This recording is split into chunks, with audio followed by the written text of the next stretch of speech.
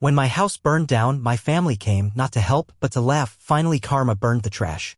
My father looked me in the eye and said, "You brought this on yourself. Some people are just cursed." I only whispered, "Thank you for showing their true faces." 2 years have passed. A week ago, I did something they weren't ready for. Now they're calling nonstop, screaming, "You have to fix this. Please answer." This story begins with Eric, a 27-year-old young man who had grown tired of the constant pressure and coldness of his family. His father, Henry, was always trying to be the leader, turning every situation into a competition. His older brother, Marcus, mirrored their father's behavior, always finding a reason to criticize and preach. His sister, Lily, hid behind a friendly smile but was a master manipulator, often forwarding private messages to the family group chat. His mother, Karen, tried to keep the peace, but more often than not, sided with the rest. Eric had had enough. He rented an old house, modest but his own. It wasn't perfect. The paint was peeling, the floors creaked, and the windows let in a draft in the winter. But it was his. A place where he could breathe freely without fearing constant remarks and ridicule. The first few months were peaceful. He learned to live on his own. Cooking, cleaning, paying bills. Sometimes there were challenges, like the time his car battery died, and he had to take taxis for a week. But he managed. His family rarely showed interest in his life, except for the occasional sarcastic comments in the group chat. Marcus was always the first to make a joke whenever Eric shared anything. A new job, a picture of his place, there was always some snarky remark. Lily would react with her usual passive-aggressive comments, pretending to be supportive while subtly mocking him. Henry didn't even bother pretending, often reminding him that life's tough, and not everyone can handle it. Karen would sometimes call, but it was never a real conversation, just her reminding him to stay out of trouble, or asking if he needed anything in a way that felt more like an obligation than genuine care. Eric didn't mind. In fact, he liked the distance. He woke up when he wanted, made his own choices, and didn't have to worry about being judged for every little thing. He could spend a whole Sunday watching movies in his pajamas, eat cereal for dinner, or stay up till 3 a.m. scrolling on his phone without anyone nagging him. But one night, everything changed. It was a quiet Wednesday. Eric had stayed up late, doom-scrolling through social media, letting time slip by. His eyes were heavy, and he thought about finally crashing when a faint smell of smoke tickled his nose. First, he ignored it.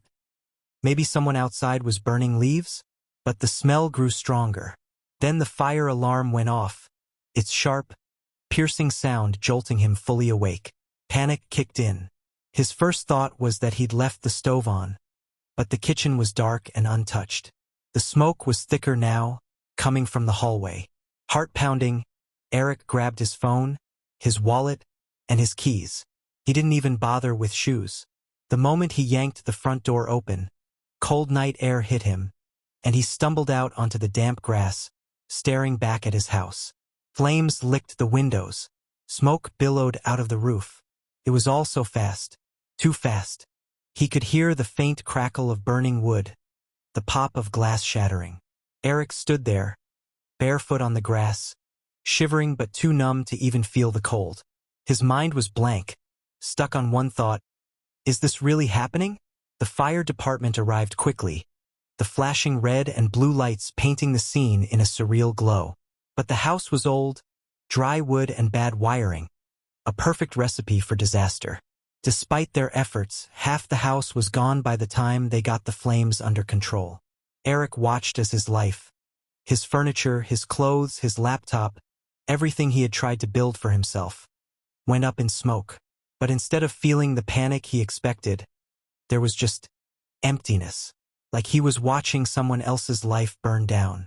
When the firefighters finally approached him, asking if he was okay, all he could do was nod. His voice seemed stuck somewhere in his throat. They mentioned something about insurance, about contacting someone for support. And that's when it hit him, he needed help. But who? Without even thinking, he dialed Marcus. His older brother answered on the second ring, sounding half asleep. What? Marcus? The house. It burned, Eric managed, his voice cracking. Wait, what? Your place? Yes, I need a ride or something. There was a pause. Then Marcus sighed. Yeah, okay. I'll come by. For a brief moment, a flicker of hope lit up in Eric's chest. Maybe this was it. Maybe they would actually be there for him when it mattered. 20 minutes later, the familiar headlights of his brother's car cut through the darkness. But it wasn't just Marcus. As the car pulled up, he saw his father's SUV right behind it. Then Lily's car. Even his mother was there. For a second, he thought they were here for him, that they cared. But the reality hit hard. Marcus stepped out of his car, immediately pulling out his phone and filming the smoldering ruins. He was laughing. Not a nervous laugh, but a genuine, mocking laugh. Dude, this is wild, he shouted, pointing his phone at the house. Eric's housewarming party, literally. Henry shook his head, not even looking at Eric. Some people just attract bad luck. Lily got out of her car, her heels sinking into the wet grass. She raised her phone high, snapping selfies with the burning wreckage behind her. Karma really is a thing, she muttered, smirking. Eric's mother, Karen, stood back by the car, arms crossed, watching but not saying anything. Not a word of comfort. Not even an attempt to stop the others. I lost everything, Eric managed, his voice shaking. Well, maybe you should have been more careful, Henry muttered, finally looking at him. This is what happens when you think you can go it alone. I thought, Eric's voice cracked. Marcus walked up, slapped him on the shoulder, not gently. Tough break, bro. But hey, at least you got a story now, right? Eric just stood there, staring at them, feeling something inside him crack. He didn't yell. He didn't cry. He just whispered, thanks for showing me who you are. He turned away, ignoring their comments, and stood by the mailbox, watching the fire trucks pack up, the neighbors whispering to each other. This was his family. And they weren't here to help. They were here to watch the show. In the days that followed the fire, Eric tried to piece his life back together. But the quiet shock of that night lingered, gnawing at him. His family hadn't just failed to support him, they had turned his tragedy into their own twisted spectacle. Eric stayed with a friend at first, sleeping on a worn-out couch in a cramped apartment. Every day was a blur of phone calls to the insurance company, trying to sort out the damages, figure out the next steps. His clothes smelled faintly of smoke, a constant reminder of what he'd lost. But even more haunting were the memories of his family standing there, laughing, taking pictures. It played in his mind like a loop, Marcus filming, Lily posing for selfies, Henry's cold, dismissive stare. He tried to push it away, telling himself that he should focus on rebuilding, but the bitterness kept seeping in. He thought maybe they'd apologize, realize how cruel they'd been. But instead, the group chat blew up with jokes at his expense. The next morning, Marcus posted a meme in the family chat, a picture of a burning dumpster with the caption, Eric's housewarming party. Lily reacted with a laughing emoji.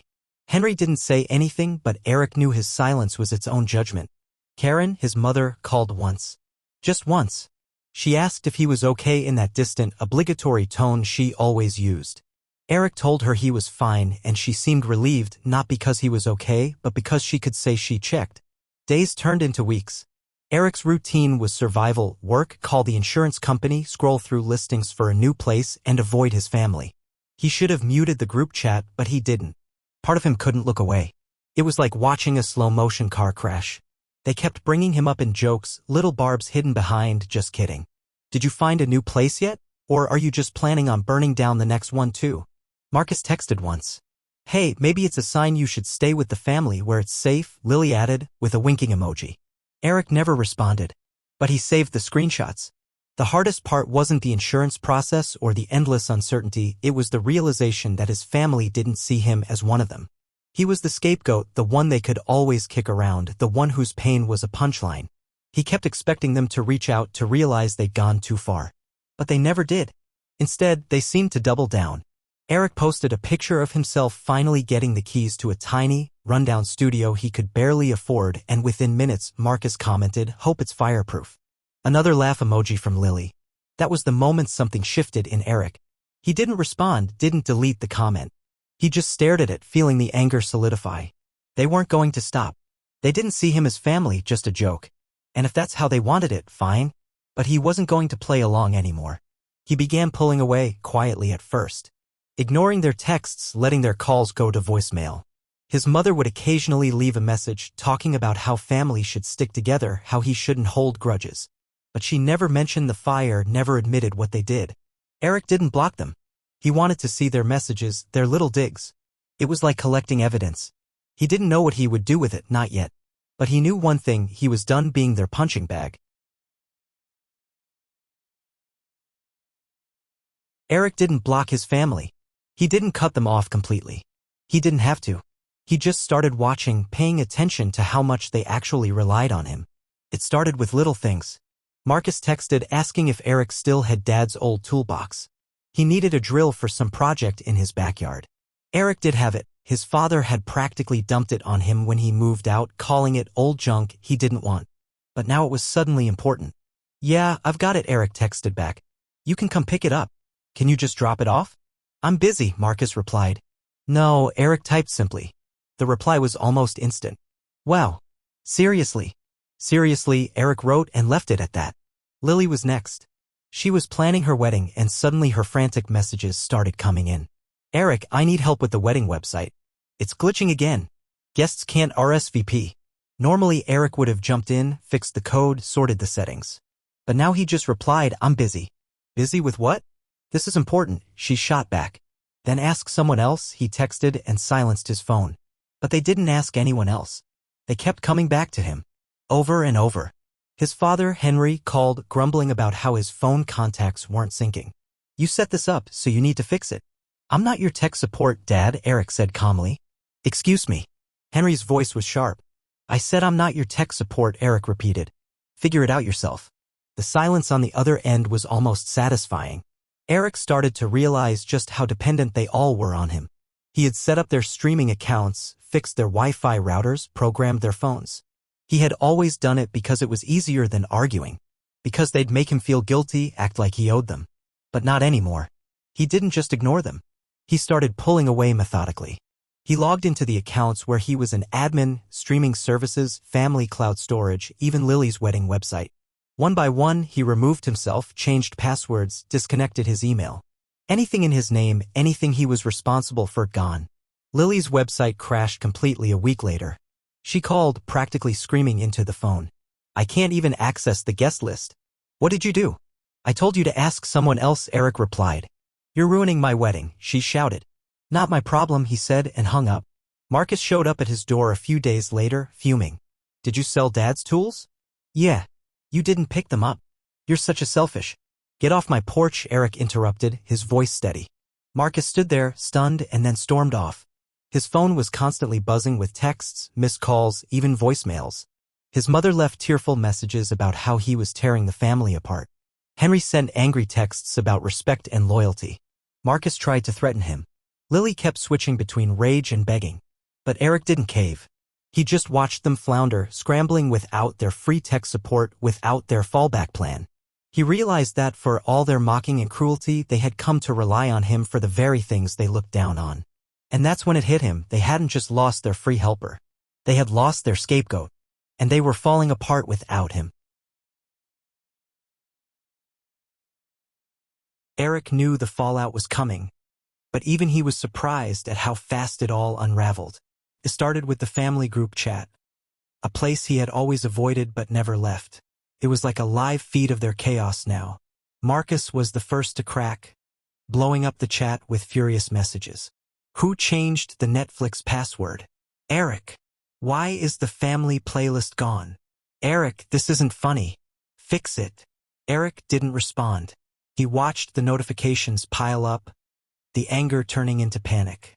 Lily's wedding was a week away, and she was in full meltdown mode. Her RSVPs were missing, the website was down, and she couldn't get it back online. Her frantic voice messages went from demanding to desperate. "Eric, please. I'm sorry. Okay? Just fix it. I need this." Henry wasn't far behind. His contacts were scrambled, his work calendar was gone, and his phone was filled with error messages. "You need to come over and fix this right now. I've got meetings, for God's sake." But Eric didn't move. He didn't reply. He knew how to fix all of it. In fact, it would take him less than an hour to sort everything. But why should he? Karen, his mother, tried calling, leaving voicemails where she sounded more exhausted than angry. "Eric, please talk to me. This is going too far. We're family." But he remembered her standing by the car that night, watching his house burn, doing nothing. By the time Lily's wedding day arrived, the group chat was a war zone. Relatives were asking what was happening, why the website wasn't working, why the guest list was a mess. Lily was crying in voice messages, blaming Eric for ruining everything. And then, like a final punch, Marcus texted, "I hope you're happy, you petty, bitter loser." Eric smiled. He didn't respond, but his family didn't give up. Henry showed up at his door, pounding on it. Eric didn't answer. He heard his father's muffled voice shouting, calling him ungrateful, telling him he was a disgrace.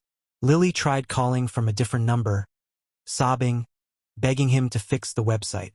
When that didn't work, she showed up too, slamming her fists on his door. "You ruined everything.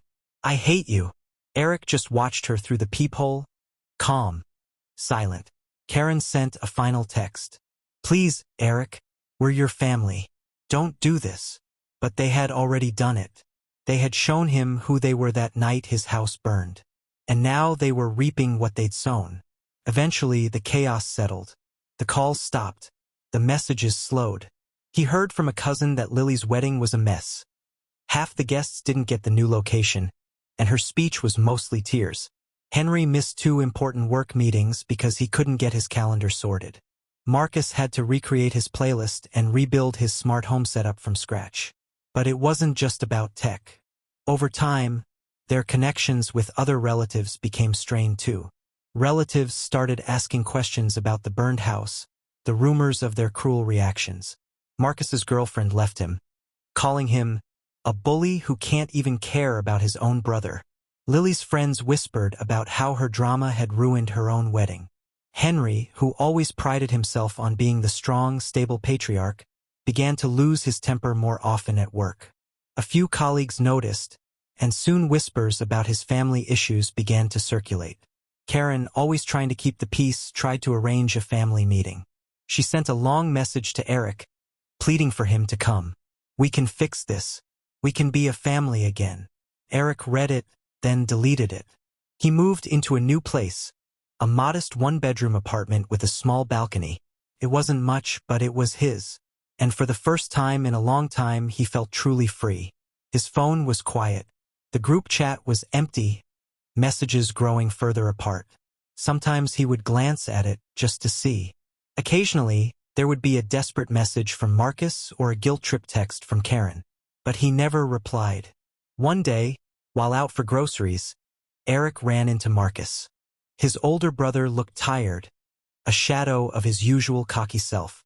When their eyes met, Marcus hesitated. "Eric, hey," he mumbled. "Hey," Eric replied, calm, unreadable. "Look, we messed up. I know that. I know I did. I don't know how to fix this." "Maybe by not thinking I exist just to fix things for you," Eric said, his voice steady. Marcus looked away. Yeah, I get that now." "Do you?" Eric asked. There was a pause, a silence heavy with words unsaid. Then Marcus nodded slightly and walked away. Eric didn't feel any satisfaction, but he didn't feel anger either. And that was enough. Months later, a message appeared in the family group chat. "Karen again. I miss you all. Can we please just be a family again?" No one replied. Eric stared at the message for a while, then closed the chat and went on with his day, a faint smile on his lips.